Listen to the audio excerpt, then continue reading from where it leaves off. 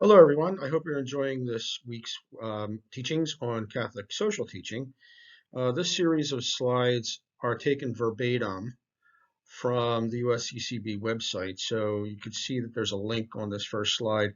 I encourage you to click onto that and read the rest of the wonderful teaching and inspiration that they give us and they've given me in presenting these 7 themes.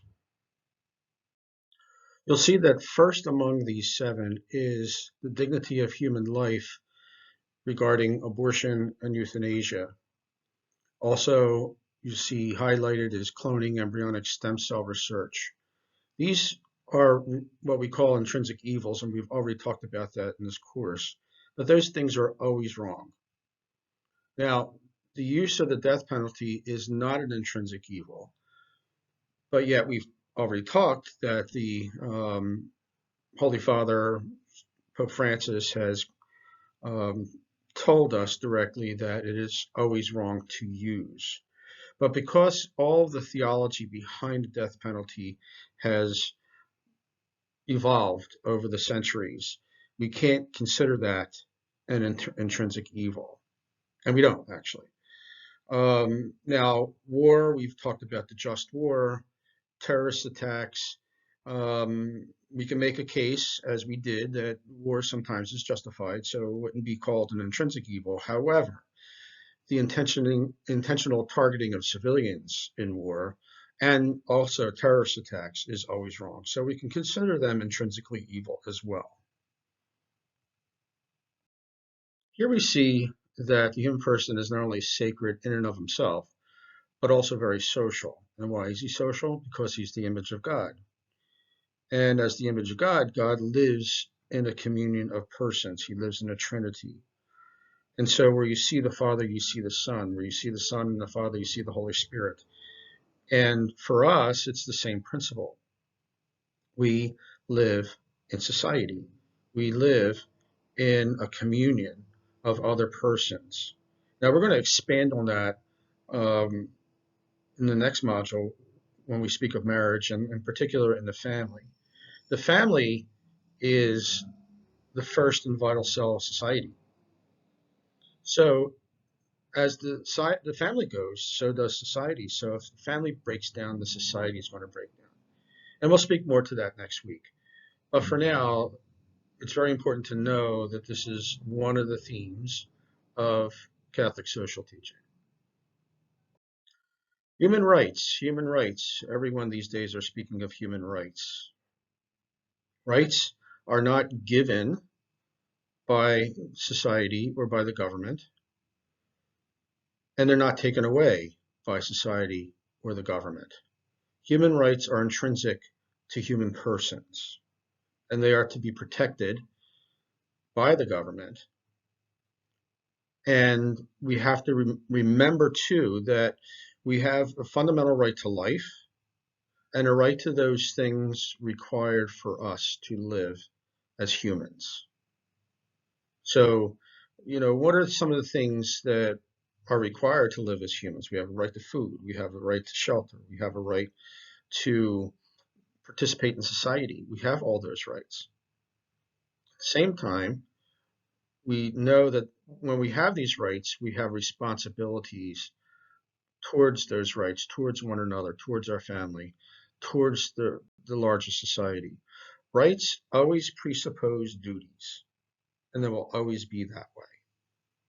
And I think that would be something that we should really have a conversation on as we proceed in our discussion questions.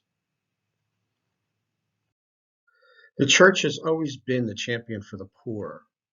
All we need to do is look at the website of Catholic Relief Services, who's been doing an outstanding job over the years tending to these needs. We look to our archdiocesan or diocesan Catholic social service agencies that do all that they know how to do and could do to help the poor and the destitute. We look at the life of some great saints, in particular, the life of St. Catherine Drexel, who came from tremendous wealth and then put it all to service the poor in the African American community and in the Native American community. So we have a tradition, we have a rich tradition, but this cannot be understood to mean that we have to adopt a socialist type of government. It doesn't mean that. Nor does it mean, that we have to be uh, strapped with unbridled capitalism. We don't. Rare Navarre spoke to that. But at the end of the day, as Matthew 25 says, we are going to be judged by how we treat those among us who do not have what we have. And it's our moral obligation to put the needs of the poor and vulnerable first, the true sign of Christian witness. Well, what could we say about this particular slide? The dignity of work and the rights of workers. All we have to do is look at the two-party system of the US to see how the beauty and the truth of this particular theme of Catholic social teaching has been used and abused by the various parties in our political system. Right off the top, we see the dignity of work needs to be protected. This is so very true. Well, not everyone is going to be able to be a doctor or a nurse or a professor or any of these quote unquote educational professions. There are some people who would be very, very happy working in a factory, working as, labor of some sort. These all have dignity to them, and no one should denigrate that dignity. The rights of workers must also be protected, and Rerum Novarum specifically talked about this. We see during the time period that was written in the 1890s, we had the sweatshops going on. We had child labor going on. When we look at the old Christmas movie from Charles Dickens, A Christmas Carol, we could see how, workers' rights were not protected or were not respected. And they must be. Rerum Novarum was very clear. People need their time off with their families. People need to be able to celebrate their religious festivals. The right to productive work. Yes, all of our work needs to be productive. One of the tragedies, I think, of the concentration camps was that they were doing these things that didn't have any sense or any meaning, moving bricks somewhere to another place, or taking a large brick and beating it down to small little bricks or stones. These things don't have meaning. They're not productive. They're ways to enslave. And so we can't honor that. We have to speak against that. Fair wages, yes, wages need to be fair. We're not going to here go into the the conversation of the corporate leaders and the persons who do the work. That's not for us to discuss here, but we have to look at that. We have to look at what is a living wage, and the church has always talked about a family wage. John Paul has often talked about that. But what does that mean? What does a family mean in New York City as opposed to a family wage in Wyoming? What do they mean? And so here we see the principle of subsidiarity at work. We can't look at and say, well, everybody's got to have X amount of dollars as a fair wage. Well, maybe no. If a fair wage means X amount of dollars in one region, so be it, and it should be done. But a fair wage in another region may be much lower.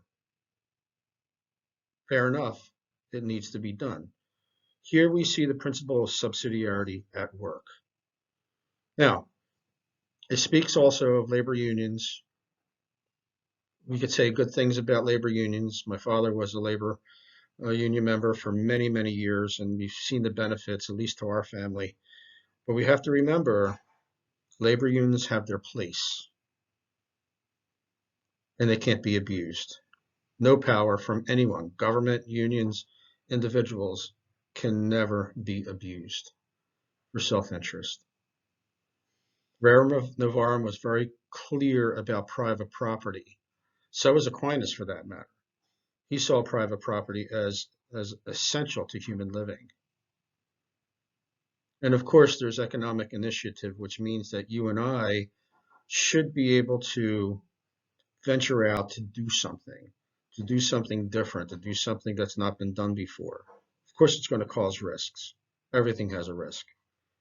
But if we're informed and we do it properly, then you and I and everyone in this country, or in the world for that matter, should be able to initiate some form of business venture that's going to be good for them and good for their families. Solidarity is a topic we spoke about at length early on in this week.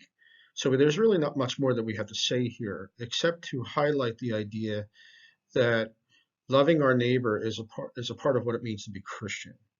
There's this old song that we used to sing in our parish that would say they know we are Christians by our love, and that's so true, and that all points to this virtue of solidarity.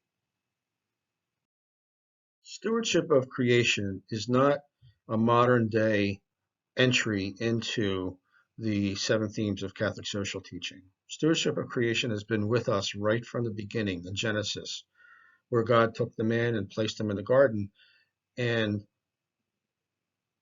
asked that he cultivate and care for the creation that God has made. Our responsibility is to make it a better place, to take the raw materials that have been given to us and put a human face into it. And so how do we put a human face in the environment? By the way we garden the land, the way that we farm the land, the way that we protect the land for the next generation. All these things put a human face into the environment that was given to us, that is given to us with the duty to make it better, to make it nice for other people. You know, God is a God of life, and humans are persons of life. And so therefore, we should do nothing that would diminish the life of the other beings that share this creation with us. We're there to make sure that we all, humans and other natural beings, to have clean air, to have clean water, so that we can all flourish. So, you know, one of the things that I find a bit disturbing is that environmentalism has become somewhat of a god, a religion in and of itself, and that's really not what it was meant to be. Creation was to serve the human person.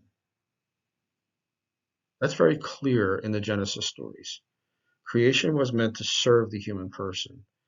At the same time, we have a duty to make sure that creation is, in fact, serving us by the way we treat it, by the way we bring goodness to the land, by the way we don't pollute things that are out there. Those are all our responsibilities because our future generations depend on us. God calls us to perfect creation.